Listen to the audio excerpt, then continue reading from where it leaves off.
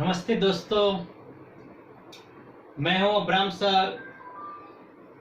आज हम 20वां जो काव्य है धरती की शान, इनके कवि हैं पंडित भरत व्यास।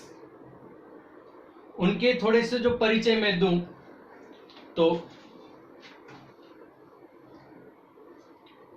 पंडित भरत व्यास जी हिंदी साहित्य जगत के जाने माने एक गीतकार रहे हैं और आपका जन्म राजस्थान के चूरू नामक गांव में हुआ है और गीत काव्य की रचना की गई है। आपकी गीत रचनाएं हिंदी फिल्मों में भी ली गई हैं। बहुत सारी आपकी रचनाएं, आपकी जो रचनाओं में विभिन्न मानव मूल्य जो प्रस्थापित हुई है और मनुष्य को हमेशा जागरूक करने के आपके जो गीत हैं, जो ये प्रस्तुत जो गीत हैं यानी धरती की शान,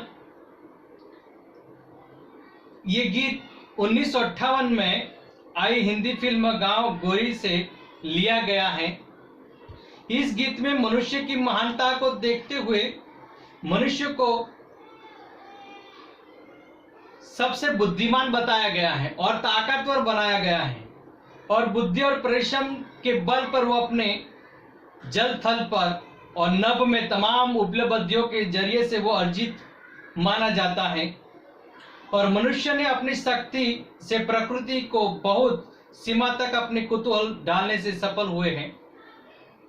कवि बताते हैं कि मनुष्य की शक्ति के सामने कहीं भी कार्य असंभव नहीं है और अपनी जो मेहनत और परिश्रम जो अपना कार्य करे तो कोई भी काम हो कठिन वो सरलता से अपना कार्य कर सकते हैं। यही भाव काव्य के तौर पर यहां पर बताई गई है। तो दोस्तों, काव्य इस तरह से आपके समक्ष मैं प्रस्तुत करता हूं।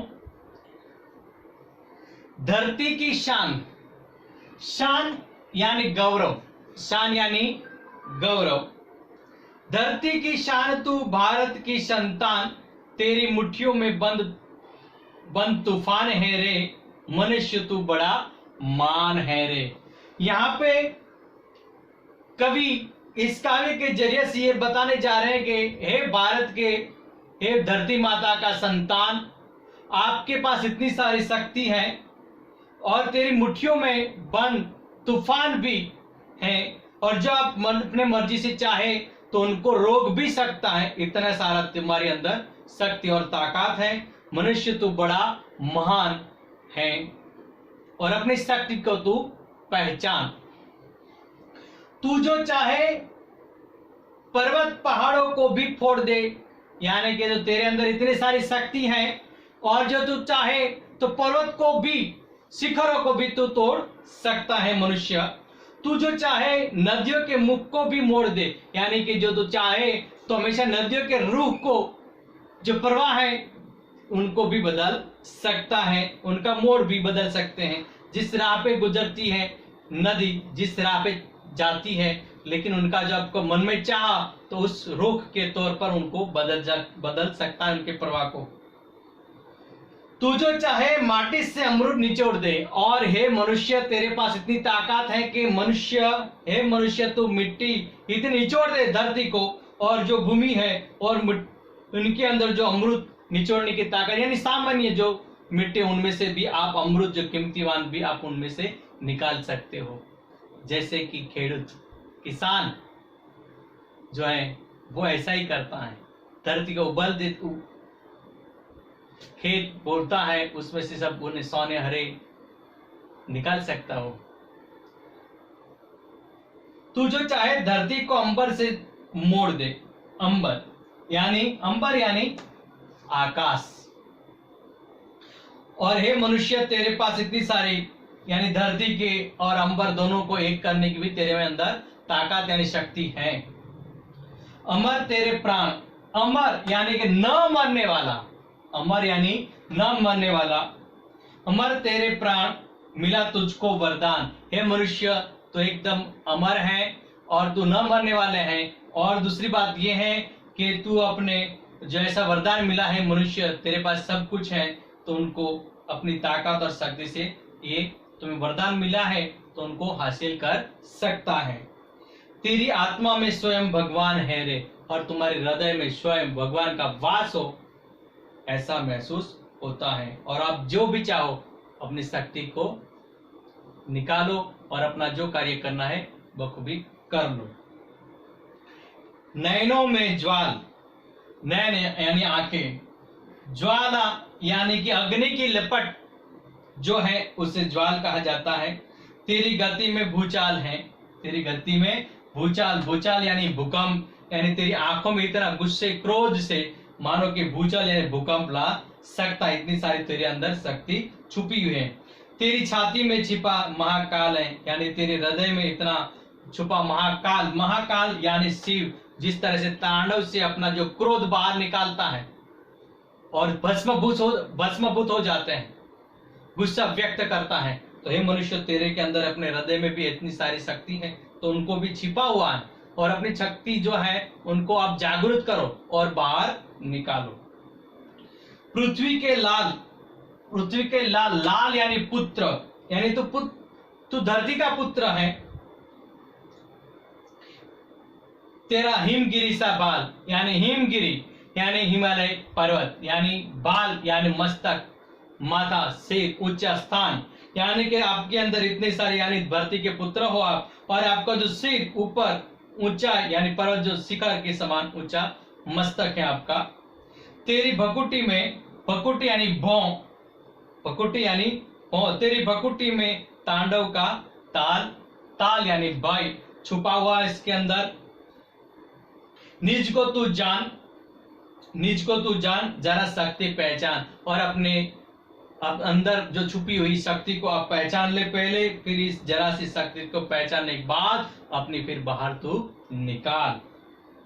तेरी वाणी में युग का आह्वान है रे, आह्वान यानी पुकार, बुलावा, यानी तेरी वाणी में इतना ये तेरी शक्ति है। अपने वाणी से भी आप इतना सब कुछ, जो इंसान न मानने वाला के भी आप मना सकते हो। अपने वाणी में यानी बोलो से भी हर किसी को ज्वाला प्रज्वलित कर सकते हैं। ये आपके आह्वान यानी इनकी पुकार को तू सुन और जागृत कर।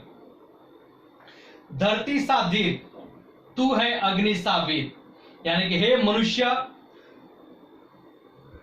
तुझ में धरती के समान धीरजता है, धीरजता रखने की जो शक्ति तेरे अंदर है, और अग्नि के समान जला देने वाली तेरे पास इतनी सारी शक्ति है, उनको भी तू जरा मनुष्य पहचान।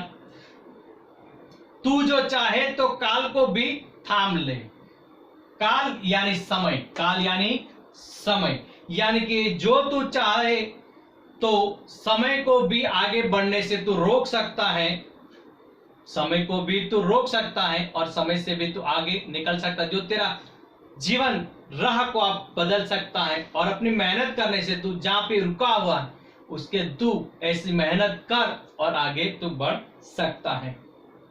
अपने सिर ऊंचाइयों पर ले जा सकता है, अपने जो शिखर यानी कि अपने सपनों को साकार कर सकता है तू।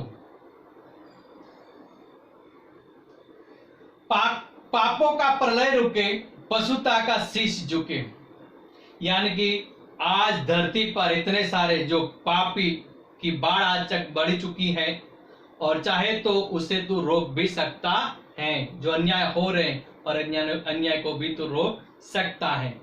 और जो तू जो अगर हिम्मत से काम ले, तू जो हिम्मत से काम ले, तो यानी कि तू हिम्मत से तू अपना जो कार्य कर, तो हमेशा हर कोई चीज को या वस्तु को हमेशा परास्त कर सकता है, खत्म कर सकता है। इतनी सारी तेरे अंदर ताकत शक्ति है। गुरु सा गतिमान, गुरु सा मतिमान, मति यानी बुद्धिशाली, यानी गुरु सा मतिमान, पवन सा तू गतिमान, गतिमान यानी रफ्तार, यानी कि हे मनुष्य तुझ में बहुस्तपति जैसी यानी आपके पास शक्ति है, ऊंची कोटि के समान बुद्धि है आपके पास, इतने बुद्धिशाली है तू। हे मनुष्य वक्त से भी समान जो है गति रखने वाले, उनसे भी तू पार कर सकता है, यानी तेजी से रफ्तार से तू भी अपनी बुद्धि से भी दौड़ सकता है तू। तेरी नभ, नभ यानी आकाश आसमान, तेरी नभ से भी ऊंची उड़ान है रे। हे मनुष्य, इसलिए तो आकाश में जैसी चाह जैसी उड़ान भर सकता है तेरी, और तू हमेशा अपना सपना साकार कर सकता है। बस आपको अपने अंदर छुपी हुई जो शक्ति है, अपने अंदर छुपा हुआ काल है, उनको जरा पहचान मनुष्य। और धरती का शान, तू भारत की संतान है और भारत माता का तू संतान है, और इसीलिए तू एक गौरव के समान माने जाते हो। ये कवि यहाँ पर जो व्यास जी हैं, हर मनुष्य को अपनी शक्ति को पहचानने के लिए बात बता रहे हैं इस गीत के जरिए से। और हमेशा अपने अंदर छुपी हुई शक्ति को पहचान, और तुम हमेशा आगे बढ़ने की कोशिश अवश्य कर सकता है। तो हे मनुष्य, तो अपनी शक्ति को अवश्य पहचान और बाहर निकाल। तो यहाँ पर ये काव्य जो है समाप्त होता है, और मैं भी अपनी बात यहाँ पर समाप्त करता हूँ।